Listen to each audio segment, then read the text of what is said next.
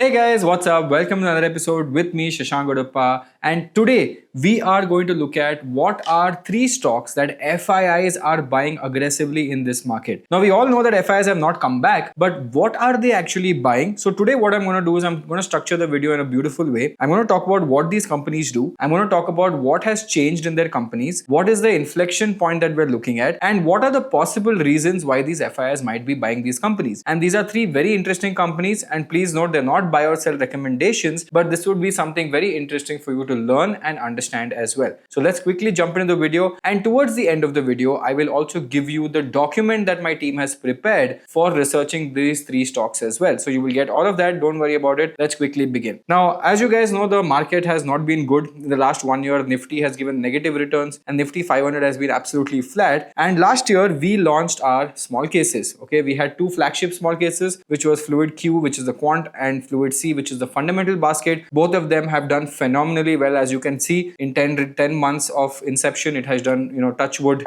very well. Even the thematic basket that we launched quite recently, which was 7 months ago, has also done really well and is outperforming really well. So yeah, it's still a long way to go, but these are small wins that I take as a very good success, right? Chalo, let's quickly jump into the video. The first company I'm going to talk about is JB Chemicals and Pharmaceuticals. Now, please note that this company has stopped trading and it has right now merged with Torrent Pharmaceuticals, but it is a very interesting company. Let me tell you why. And once it goes into Torrent Pharmaceuticals, you will understand what the difference was. So if I go down to the shareholding pattern, you will see here that the FII stake went up from 15% to 14% to 16.33%. The DII has gone to 21%, and the public shareholding, which was 17% in the past, has gone down to 13%. Now, this company was a company owned by a PE firm called KKR. Okay, so they are a very big firm. They did the turnaround for Astra, they did the turnaround for Max, and now they are doing a turnaround for HCG. They were also in Gland Pharma, they were also in JB Pharma Chem. Now, basically, what has happened is that JB Chem has now combined itself with a company called Torrent Pharma,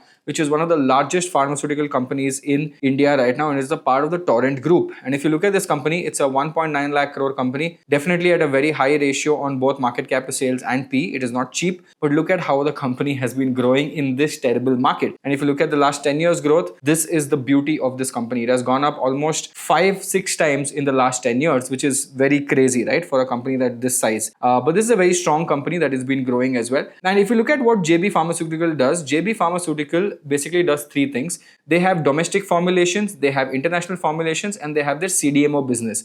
And Torrent Pharma basically did a swap acquisition wherein you get a share swap where 51 Torrent Pharmaceutical shares per every 100 JB Pharmaceutical shares I had. So if I had 100 JB Chem shares, I would have got 51 shares of Torrent Pharma as well. There was a lot of arbitrage that people were playing, but that also basically got closed. But we'll understand what is going into Torrent Pharma right now. So they have the domestic formulations business, and here they have things like Rantac. You might have heard of Rantac, which is used for gastric and also acidity. They had Silacar, which is basically a calcium channel blocker. Metrogil, Sporonix, they basically focus on chronic and acute pain. That was for the domestic formulations. If you look at their international formulations, they were mainly focusing on exports to US and exports to Africa and even Russia as a part of their emerging markets, right? And obviously JB Pharma Chem itself has been a multi-bagger kind of a company that went from KKR's acquisition in 2020 from 200 to 2500. It did an absolute wonderful journey, and then Torrent Pharma came in and took over the company as well. So they have actually grown incredibly well, and I'm going to show you a table of how they've grown as well. So if you look at their total revenue, FY26, 2,500 crores approx comes from domestic formulations, around 1,200, 1,003 from international formulations, and 380 to 400 crores from CDMO business. And if you look at their growth rate, the highest growth rate is only coming from the domestic formulation. Now, Torrent Pharma itself is a domestic player, and that is why this merger became very beautiful, because if you look at the domestic and CDMO, which is what Torrent Pharma will take, that itself is 70% of the business. So obviously for this company, it has been very beneficial. And if you look at the profit and loss statement of JB Pharmaceutical and see how they've grown, till 2020, there was no acquisition. Then KKR came in and took JB Chemical acquisition at that point, and that started turning the company around a lot, right? Now, usually what happens is, such companies like KKR, they come in and try to acquire companies that are not doing well, but they try to find out a way where they can turn this company around a lot. So if you see the news that you can see it here, in 2020 July, KKR to acquire controlling stake in JB Pharmaceutical Chemicals for just $410 million, and they started taking a stake. They took 38% from the Modi family, and then they took another 26% after that, and eventually they end up going to somewhere around 70-75% of the entire business. And after 2020, just see the turnaround. 2020 happened, and then just see the sales pre-2020 and see the sales post-2020. So they are a beast. They literally doubled the revenue from 2,000 to 4,000 crores. More than revenue, if you look at that bottom line, went from 200 to almost 700 crores. And if you look at the balance sheet in 2020 was 1,400 crores, it became 4,000 crores. Even the net assets went from 600 crores to around 1,800 crores. This is the turnaround that KKR comes in and basically facilitates in the company. And they do a lot of approach. They first, whenever they come in, they remove all the junk. Then they clean up the entire balance sheet. Then they put a lot of money to aggressively acquire other companies. So that's their typical playbook. And if you look at the entire business has also grown a lot. Now I'll show you another table that talks about the management con call commentary by CFO Sudhir Menon. Okay, so here Sudhir Menon basically says that 4% improvement in gross margin due to trade generic reset and product mix. Okay, management has also said that the India business is expected to achieve double-digit growth in the couple of quarters coming forward, and this double-digit growth is going to go into Torrent Pharma. International business may see single-digit growth from Q2 of FY27. Management is also saying that container shipment constraints have negatively impacted international sales in Middle East and Asia, mainly because of the Iran-US war. And operational reset and integration with Torrent Pharma temporarily impacted Q4 performance. So now, why did this company have so much FIIs coming in? I believe number one was definitely the merger arbitrage. I was getting JP Pharma Chem at a cheaper rate, which I could buy and get more shares of the faster growing company, which is Torrent Pharma,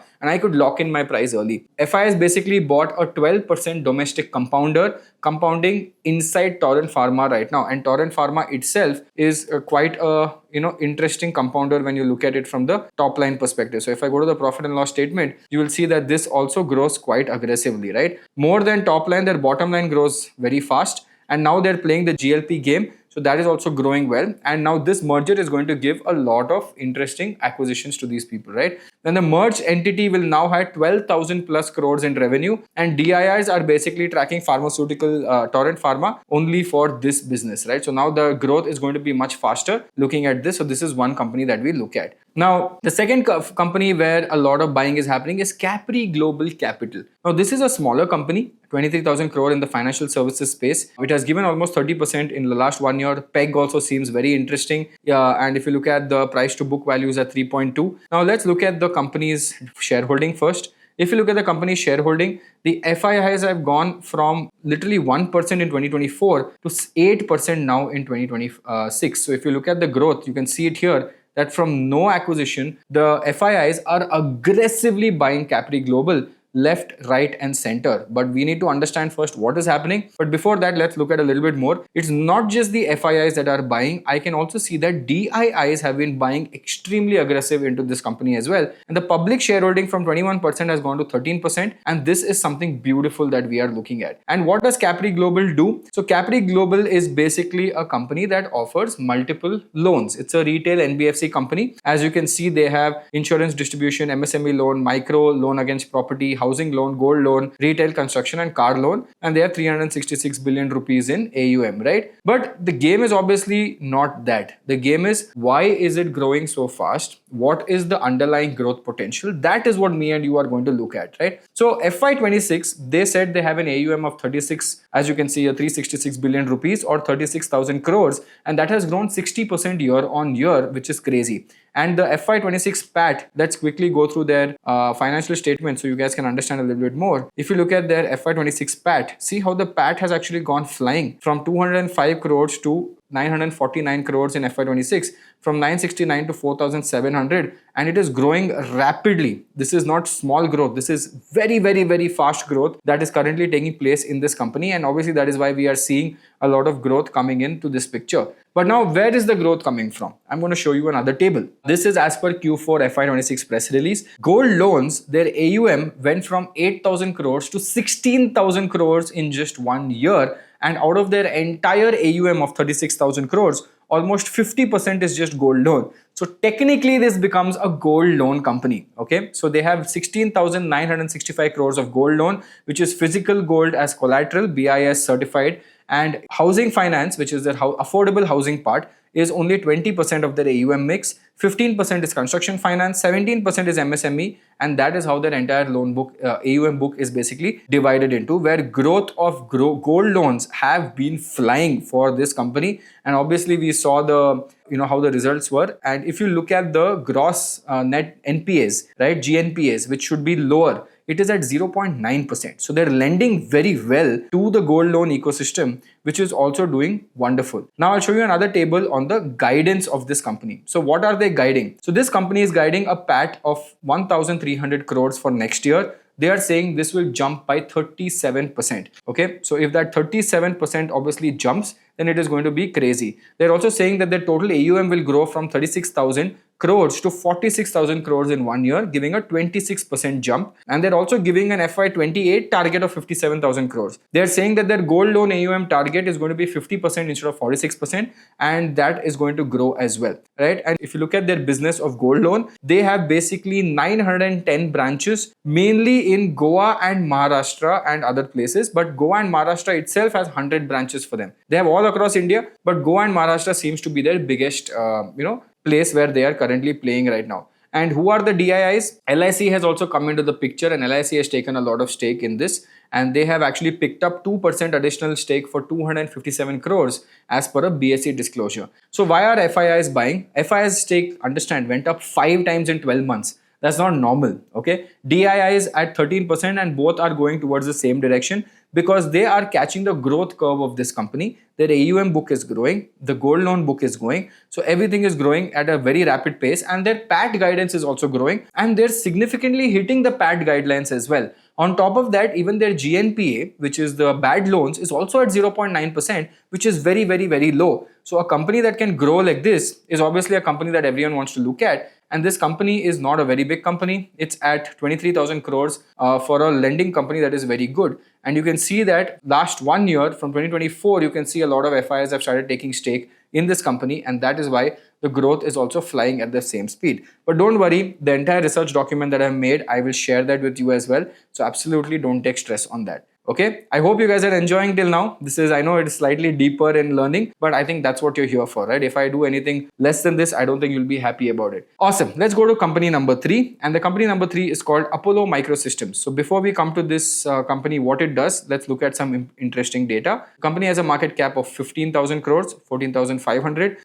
P ratio is very high, but defense companies, we don't look at this as often. What does this company do? It basically does mission critical solutions for defense sector. So it is mainly in the defense sector for missile systems, satellite, space navigations, naval avionics, and homeland security. So this is the company that is in the defense space. Now, if I directly go and check the DII FII holding, you will see here that in the last 3 quarters, the FII holding, which actually dipped, has actually gone back up to almost 8%. And that has actually gone very interestingly from some of it from the promoters and some of it from the DIIs and some of it from the public shareholding. So if I do from a yearly standpoint, you'll be able to see it more clearly that the FIIs have started buying this company right now. And if I open it and see who is buying, it is a company called Ibisu Global and Quadracore Capital. These are the companies that have come and taken some stake in this company right now. So they are a Hyderabad-based pure defense electronics company. They basically provide the mission critical electronic warfare equipments for all 3, Armed Force, DRDO, and that is what they basically provide. If I open it here, you can see it here more clearly. So they are a fully integrated company for explosive subsystems, platforms, everything under the sun, right? Now, if you look at their 3 different business profiles, I'll show you the table on the screen. Number 1 is defense electronics, and this gives 60 to 65% of the revenue in their business, right? If you look at missile subsystems, that gives 15% or to 20% of their revenue. And if you look at underwater and mine systems, that is still new, and that is something that is basically growing as well. They have UAV systems that is also growing, counter drone systems, also new domain, armament electronics, which is basically a fire control for Arjun MBT, ICVs and artillery, that is also the new domain. IDL explosives, a new subsidiary for explosives similar to Solar Industries. They got a 55 crore new order for this as well. So as you can see, slowly but surely they are growing, and they are also integrated with all the different systems of the of the government of India as well. So that is something that is very interesting. Now, if I go do a quick financial summary analysis of this company, you can see that in the last 3 years, the growth has been explosive. The PAT has gone up 3 times in the last 3 years along with the EPS. If you look at the quarterly sales, it is unbelievable growth in the last 4 quarters, and that is why you can see that the company has started also growing very fast, and that is why you can see that in the last 4 years or 5 years it has given multi-bagger kind of returns, and in the last 1 year it has given 129%. When the whole market has been pretty terrible, this company has gone on to give 129%. Now again, doesn't mean that 129% means the next few years also will be 129%. Does not mean that, but something is going on in the company. That is what we're analyzing. What we did is we also went into the management commentary and tried to find out what's going on there. So let me give you a table here which talks about the recent changes in management commentary. Number one, they said that depending on the order book, expect large ticket projects to come in 27, which will significantly increase the order book size. The bigger the order book and the faster they execute the order book, the more they make money on this. They're saying anticipating to grow at similar rate backed by size and order books, almost 40-45% annual growth guidance is what they're giving now. And they're saying even in FY26 and FY27, we will grow by 45-50%, which is a very big number, right? Decent presence in Kusha air defense systems, fans, actuators and systems, active QR air science defense subsystems, developing RF seekers for a couple of programs, monitoring global supply chains, and they're also getting all the explosive business into this picture as well. So as you can see, overall, this company is in a very, very good structural zone for a very small market cap company to actually play this out very well. But why are FIs and DIs both buying? Simple logic, right? Order book is growing, revenue is growing, revenue is doubling every 2 years because they're growing at a 45-50% compounding rate. Not sure how long this will grow, but as of now, we can see a lot of defense companies are growing at the same speed. Second thing is the PAT is growing faster than the top line because operating leverage is playing out. Once you finish capex, you get a lot of boost to push your operating revenue, right? They're also entering into 5 different defense domains. So basically now they're going to become a diversified player instead of becoming a very concentrated player. And that is again going to help them a lot. And there is a lot of talk that India's defense budget is going to become even bigger, and a lot of sourcing of this defense budget might be from indigenization of the India, which is almost 25% target. So everything will come from India, make in India, do it in India, and we've seen a lot of things playing out in that perspective as well. So these were the 3 companies that we were looking at from what are the FIIs basically buying in India, right? But again, the goal of this video was to teach you as much as possible about these 3 companies and to do some early detection to find out what are some interesting companies that we also keep looking at. We have a massive research team that does this on an everyday basis, and we give it to some of our clients as well. But I hope you guys enjoyed this video. I hope you guys liked this video, and if you did, please click on the subscribe button because my job is to come here and ensure that I give you quality content and we grow this channel together, and that is what we've done from so long. I hope you guys enjoyed this and I hope you guys like this, and what I will do is I will also give this research document that we have made in the comment section for you guys, right? So we have made all of this. I will give everything in the comment section as well, so don't worry about that. Awesome. This is me, Shashank Goduppa, signing off, guys. Take care and have a great day ahead.